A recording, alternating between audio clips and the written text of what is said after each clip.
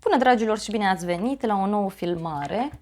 De această dată vă invit la 3 citiri de tarot, în cadrul cărora vreau să vedem care este destinul tău, care este menirea ta aici, care este calea ta aici, de ce ai venit în această întrupare. O să te rog să alegi intuitiv. Dacă vrei, poți asculta toate cele 3 numerele. Dacă vrei, poți alege un număr pentru tine, un număr pentru altă persoană, un număr pentru dragoste, un număr pentru carieră, un număr pentru spiritualitate, fix cum simți așa procedezi și ne vedem la numărul sau la numerele alese de tine. Bine ați revenit, dragii mei, cei care ați ales numărul 1, piatra roz. Haideți să vedem ce mesaje are tarotul pentru tine, să vedem care este misiunea ta aici. Și hai să vedem misiunea ta. Wow! Misiunea ta aici este să poruncești. Nu văd o misiune prin care tu să faci o muncă fizică. Dacă ai întrebat de zona profesională, dacă ai întrebat de dragoste, misiunea ta este să înveți dragostea, să analizezi. Misiunea ta este să încerci să găsești un echilibru între minte și inimă, să studiezi dragostea. Ai venit aici să înveți lucruri despre dragoste. Misiunea ta aici este să stai ca un gânditor, să analizezi lucrurile. Foarte multă legătură văd cu persoane care au studii înalte sau persoane care lucrează mult cu actele, persoane care au un rol important în societate, deci persoane importante din societate văd aici. Dacă ești femeie, văd că da, sunt probleme în relația cu bărbații, ori încă nu ai găsit persoana care să te atragă, ori aici văd foarte clar faptul că mereu ai probleme în relații, mereu ești părăsită, mereu consider că nu ești suficient de iubită și stai în relații toxice. Misiunea ta aici, repet, este să analizezi lucrurile, să le simți, să le trăiești, nu să te implici fizic în ele. Dacă ești bărbat, văd aici niște probleme financiare care sunt în viața ta de mult timp și să știi că blocajul vine tocmai din ideea în care ar trebui să te detașezi de bani. E valabil și pentru femei, deci trebuie să te detașezi aici de bani, trebuie să te concentrezi foarte mult pe lucrurile teoretice, pe lucrurile spirituale, da? Dacă vrei, poți avea o misiune de terapeut aici, depinde fiecare cu ce se ocupă. În cadrul dragostei, tu aici trebuie să vezi, așa cum am spus, lucrurile mai mult teoretic. Sfatul aici este să încerci să observi foarte mult relațiile din jurul tău, întâlnirile, da? După ce te-ai întâlnit cu o persoană, stai și analizează exact lucrurile, pentru că tu aici ai venit să înveți, da? Ai venit să practici.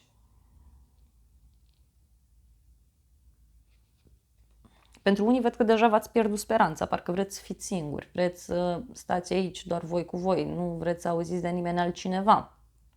Da? În zona locului de muncă, aici e clar că destinul tău este să practici ceva singur, singură, nu angajat, nu asociat, nu cu altcineva. Și mulți văd că aveți o misiune spirituală aici, cei care sunteți de la numărul 1. Puteți să predați, nu știu, puteți să fiți profesori, mentori, ghizi spirituali, să-i ajutați pe ceilalți.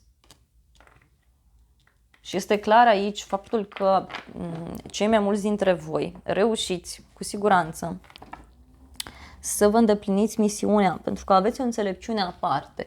Voi deja gândiți ceva.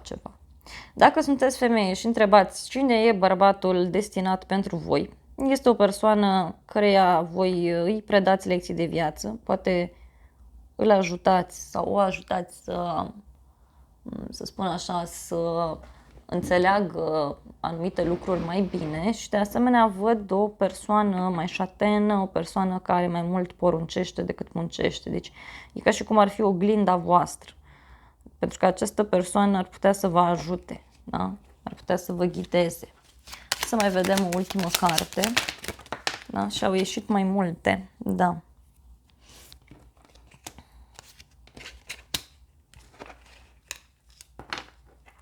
Tu trebuie să-ți menții gândurile,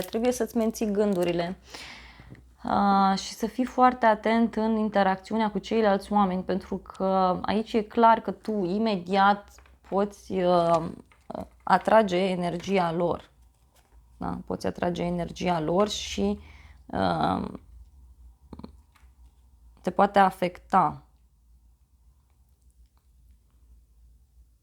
Pentru tine e clar aici, deci trebuie să vezi lucrurile și din punct de vedere spiritual și din punct de vedere științific. Deci tu ești aici pentru a găsi un echilibru, este clar acest lucru și o să reușești, pentru că ești ca un fel de judecător, ca o persoană care îi ghidează pe ceilalți. Iar dacă e vorba de viața ta privată, este important aici să știi faptul că viața ta personală nu este presărată, sau cel puțin așa este în destinul tău, să nu fie presărată foarte mult cu pasiune, cu iubire, cu lucruri ieșite din comun. Adică ție îți trebuie o viață mai liniștită, mai boemă, mai diferită, pentru că ai o misiune specială și e normal că dacă tu te înconjori de persoane false, de persoane mincinoase, este normal să suferi, pentru că, repet, tu ai o misiune specială aici. Hai să vedem zodiile implicate și avem Balanță, Rac, Săgetător, Taur, Pești, Fecioară, Gemeni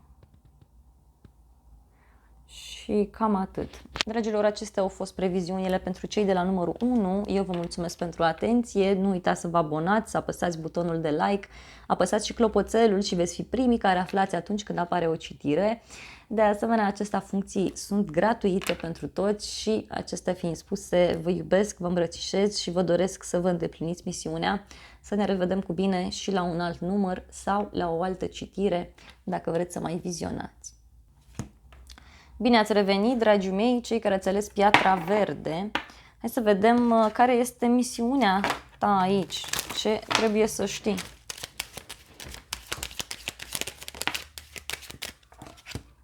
Da? Wow! Misiunea ta aici este să mergi mereu împreună cu cineva pe un drum. Dacă ești o persoană căsătorită, să știi că e o misiune foarte importantă în acest mariaj. Dacă ești o persoană singură, să știi că ai un rol foarte important în căsătoria pe care o vei avea. De asemenea, văd aici clar că tu ești făcut pe această lume ca să împaci oamenii, ca să-i ajuți, ca să-i vindeci, să-i ghidezi.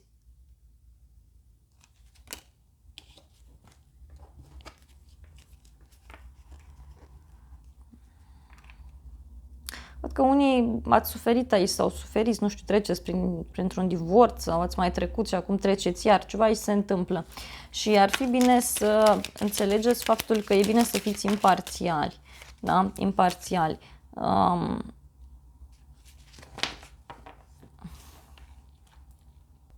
Tu aici trebuie să înveți în viață să nu riști, pentru că nu ești o persoană care, să spun așa, ar avea susținere din acest punct de vedere. Deci încearcă să nu riști, încearcă să îți vezi foarte mult de viața ta, încearcă foarte mult să lași trecutul în urmă, să te detașezi aici de ceea ce ai pierdut. Da? Pentru că ai un rol mult mai important de atât. Dacă e vorba de viața ta privată, de dragoste, și ai întrebat aici dacă, nu știu, ce ți este sortit. Păi văd o căsătorie, văd o pierdere sau o despărțire, da? Deci te desparți de acea persoană sau o pierzi, da? Știu eu. Și apoi te văd aici că tot suferi după această relație. Da? Încearcă să nu te superi pe divinitate, nu te supăra pe lucrurile care apar. Iarăși, foarte important, văd aici că tu ai rolul de a comunica celorlalți. Poate în prima parte a vieții ai suferit sau o să suferi și apoi văd că trebuie să faci multe drumuri, trebuie să comunici foarte mult cu ceilalți. Tu nu trebuie să stai într-un loc, pentru că dacă stai aici într-un loc, să știi că pot apărea și probleme de sănătate. Probleme de sănătate care, nu știu, chiar să-ți influențeze foarte mult și zona aceasta a organelor interne. Deci mare atenție aici pentru cei de la numărul 2. Exact ce spuneam, da? Atenție pentru că aici văd clar, nu știu, că ai tendința să stai în locuri vechi, ai tendința să nu încerci lucruri noi și tocmai din acest motiv destinul îți explică. Iarăși, văd un destin pe care îl ai tu într-o altă țară sau într-un alt oraș. Deci nu acolo unde te-ai născut. Nu acolo. Acolo mai mult suferi. Văd că ori te afli într-o relație de triunghi amoros, ori te-ai aflat cândva în viață sau urmează să te afli, pentru că aici sunt lucruri foarte, foarte interesante. E bine să îți asculți pasiunile, e bine să faci ceea ce consideri tu că e ok, însă foarte important aici este să nu exagerezi. Așa cum am spus și la început, nu trebuie să riști în viață. Misiunea ta aici este să înveți lucruri, să pleci de acolo și chiar poate să-ți muți foarte des casa, da? Să pleci foarte des. Pentru că vin persoane pe lângă tine și îți spun, uite, hai să mergem acolo, hai să facem schimbarea asta, hai să acționăm așa. Dar tu văd că nu vrei, da? Sau nu susții această persoană.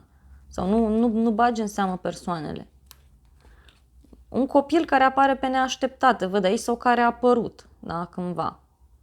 Și la un moment dat să știi că se face dreptate. Se face dreptate printr-o persoană nouă care apare, dacă ești femeie. Iar dacă ești bărbat, e vorba de o veste foarte bună pe care o primești. Da? Și văd aici că reușești să rezolvi ceva legat de niște acte. Și ia uite câți bani sunt aici. Dar sfatul aici iarăși este că trebuie să pleci. Trebuie să schimbi. Pentru că, repet, dacă tu rămâi în aceeași situație, lucrurile nu îți sunt favorabile. Da? Dacă e vorba de locul de muncă, aici iarăși îți spun că e bine să fii foarte atent și atentă în colaborările pe care le ai, să nu fii mințit sau mințită sau ca cineva să nu încerce să profite de pasiunea pe care tu o pui, de plăcerea pe care tu o ai pentru ceea ce lucrezi. Și foarte favorabil ți este tu să faci drumuri la locul de muncă, să nu stai într-un loc, să lucrezi mai multe locuri, să schimbi mereu, da? Nu sta doar într-o direcție. Bun, dragilor, hai să vedem și zodiile implicate. Și avem zodia Leu, Balanță, Taur, Rac, Scorpion, Vărsător, Gemeni, Săgetător, Fecioară și cam atât. Dragilor, acestea au fost previziunile de această dată. Eu vă mulțumesc frumos pentru atenție. Nu uitați să vă abonați canalului, să apăsați clopoțelul, apăsați și butonul de like. Sunt funcții gratuite pentru toată lumea și astfel îmi mulțumiți pe această cale. De asemenea, vă invit să dați videoclipurile mai departe și de asemenea vă invit la încă un alt număr sau la o altă citire. Dacă vreți să mai vizionați, eu vă îmbrățișez și vă doresc să vă îndepliniți misiunea. Bună, dragilor, și bine ați revenit, cei care ați ales piatra albastră. Hai să vedem pentru voi care este misiunea, ce trebuie să știți.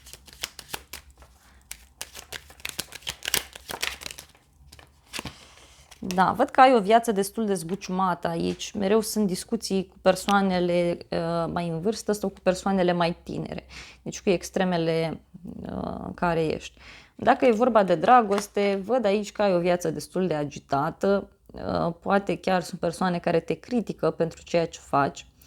Poate ai tot felul de intenții din acestea mai tinerești, ai tot felul de intenții mai diferite în legătură cu dragostea, în legătură cu o persoană dragă ție.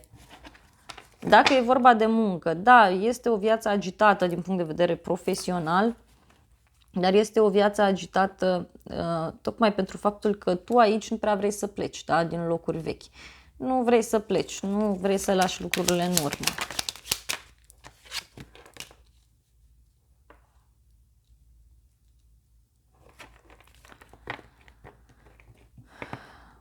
Da, unii dintre voi văd că ați suferit foarte mult și încă suferiți, să știți că sunteți aici ca să-i salvați pe ceilalți de hoți, să-i salvați pe ceilalți de lucrurile care sunt în viața voastră.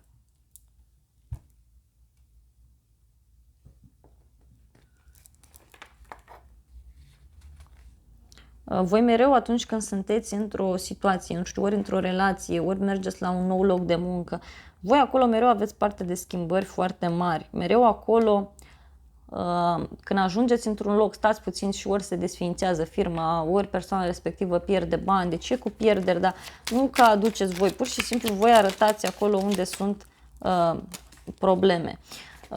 Văd de asemenea că tu în viața asta trebuie să apreciezi foarte mult tot ceea ce ai pentru a atrage abundență, pentru că în unele cazuri văd niște probleme financiare și nu neapărat că unii nu aveți bani, dar pentru alții e vorba de faptul că banii vă vin greu sau sunt niște blocaje din acest punct de vedere. Ia uitați, o supărare pe bani, pe moșteniri și aici sfatul este clar, să apreciați mult mai mult ceea ce aveți. Da? Atenție la minciuni, atenție la falsități, persoane care nu sunt ok. Ca și destin aici e clar faptul că tu trebuie să te mulțumești cu ce ai, trebuie să dai dovadă de foarte multă ordine, disciplină, trebuie să ții foarte bine evidența banilor sau evidența lucrurilor pe care tu le ai, pentru că mai sunt persoane care nu au intenții bune. Da? Karma ta aici e pe bani, adică ori îți sunt luați bani, ori nu câștigi cât trebuie. Dacă e vorba de dragoste, parcă mereu au fost relații agitate, cineva a mințit, a plecat, te-a lăsat supărat, supărată și apoi a apărut altcineva, parcă mai rău decât cel dinainte. Deci, și aici iarăși e ideea de detalii, deci tu te pierzi în detalii. Ori te pierzi în detalii, ori nu ești deloc atentă la ele sau atent. Mereu ți se oferă experiențe noi de viață, ți se oferă. Dar, repet, aceste experiențe sunt menite tocmai pentru a înțelege că, nu știu, ai un rol de a face curățenie, da? În viață, în casă, în general. Deci tu unde mergi, acolo faci curățenie. Și chiar dacă oamenii ăia plâng și spun nu, că eu nu renunț la persoana asta, eu nu arunc lucrul respectiv, tu aici reușești să îi ajuți. Da? Deci ăsta este rolul tău, de a-i purifica pe ceilalți. Pentru că ești o persoană foarte sensibilă, foarte pură, foarte iubitoare. Și probabil ești o persoană care nu prea vorbește atât de mult cu ceilalți, dar și când spune câte ceva, e sincer.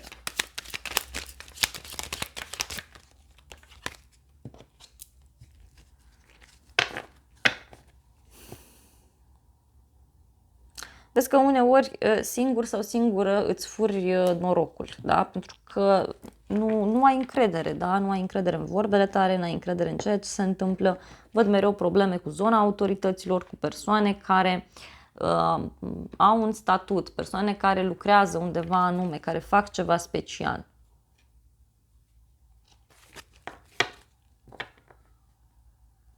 Rolul tău aici este să îi organizezi pe ceilalți, doar că îți trebuie mai multă încredere în forțele proprii. Da?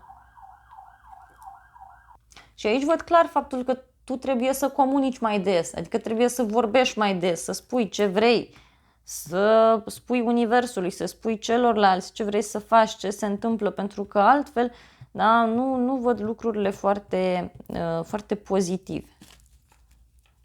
Deci, misiunea ta este să comunici, să fii atent la detalii, să faci drumuri, să faci mereu schimbări și da, dacă e vorba de zona dragostei, mereu au existat probleme, da? Au existat probleme, vezi că în a doua parte a vieții, da? Sau a doua relație importantă pentru tine, o să ai, vezi și ea, destul de multe schimbări. Dar aici parcă deja începi să vezi lucrurile, aici deja începi să îmblânzești o anumită persoană.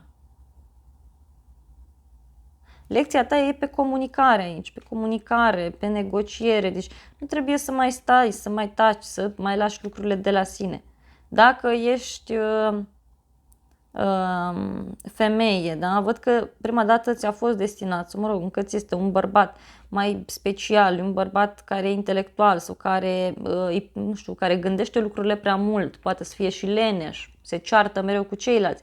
Iar dacă ești bărbat, văd aici că poate în prima parte a vieții ai avut lucruri mai zbuciumate, da, pe dragoste sau prima relație importantă a fost mai zbuciumată, depinde de fiecare ce vârstă aveți, și apoi văd că ai ocazia să cunoști o nouă persoană, o persoană mai tânără, o persoană care să știi că, nu știu, parcă te întâlnești cu oglinda ta, da? Te întâlnești cu o persoană care seamănă cu tine și aici trebuie să iei tu atitudine, să înveți să comunici. Niște probleme cu copiii, da? Nu știu, ori neînțelegeri, ori sunt probleme în ideea aceasta de a face un copil. Da? Bun, dragilor, hai să vedem și zodiile implicate. Și avem zodia Fecioară, Berbec, Scorpion, Gemeni, Vărsător, Balanță, Săgetător, Capricorn, Rac, Taur și cam atât. Dragilor, acestea au fost previziunile pentru voi. Nu uitați să vă abonați, să apăsați butonul de like, apăsați și clopoțelul și de asemenea vă invit cu drag la încă un alt număr dacă vreți să mai vizionați sau la încă o altă citire. Eu vă îmbrățișez și vă doresc să reușiți să vă îndepliniți misiunea. V-am pupat! Dragilor, acestea au fost previziunile pentru toate cele 3 numerele. Eu vă mulțumesc frumos pentru atenție, vă iubesc, vă îmbrățișez cu drag pe toți și vă invit la încă o altă citire dacă vreți să mai vizionați. V-am pupat!